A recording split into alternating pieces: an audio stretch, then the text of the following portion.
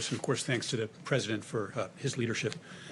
The important public health measures that have been discussed so much in these briefings in this room have had a large impact in American workplaces. We saw that again today as the Labor Department released figures showing that 6.6 million new unemployment claims were filed last week. We're all mindful, the President mentioned this, that the American people are making difficult sacrifices. That has included being furloughed, laid off, or having a small business struggle. That said, American workers can be encouraged by how swiftly and comprehensively the President and Congress have responded. 3 weeks ago, the U.S. had never had a law requiring paid sick leave at U.S. companies. But 3 weeks ago, the President signed the Families First Coronavirus Response Act, which did provide paid sick leave, as well as expanded family and medical leave for employees at small businesses, with those small businesses being reimbursed dollar for dollar for having provided that leave. Last week, we at the Labor Department issued rules to implement these leave requirements of the Families First Act, and we've been in near constant contact with employers and employees to help them understand the law, and in a number of cases already, to help workers get the leave that they were entitled to. Another unprecedented benefit for workers was provided in the CARES Act less than 2 weeks ago. That law, as you know, includes a $600 a week plus-up to unemployment benefits that are provided by the states.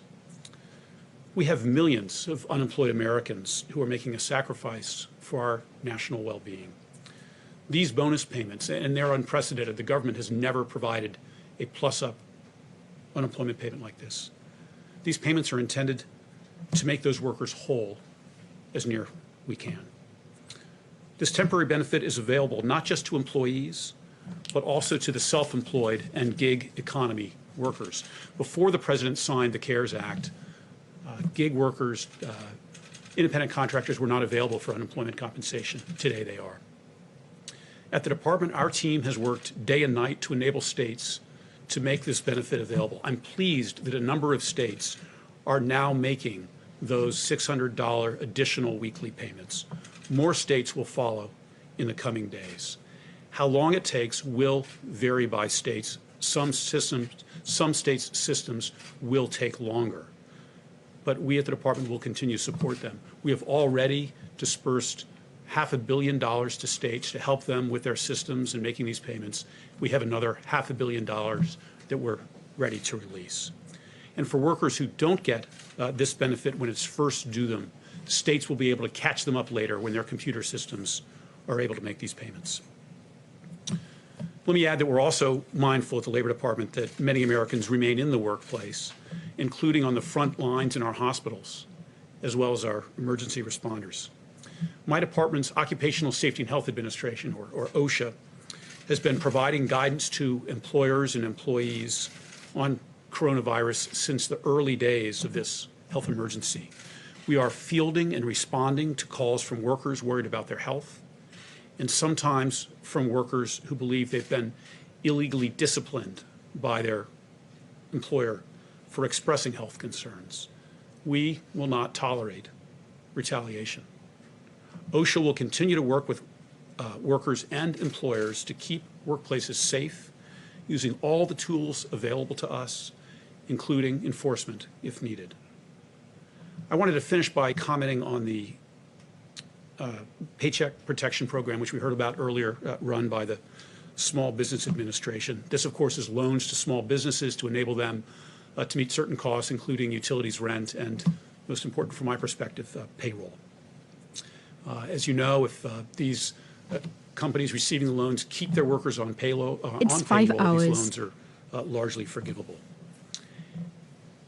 Here's why that program is so important from my perspective. We're seeing unemployment filings right now of the like that we've never seen before. But these numbers aren't the result of an underlying weakness to our economy.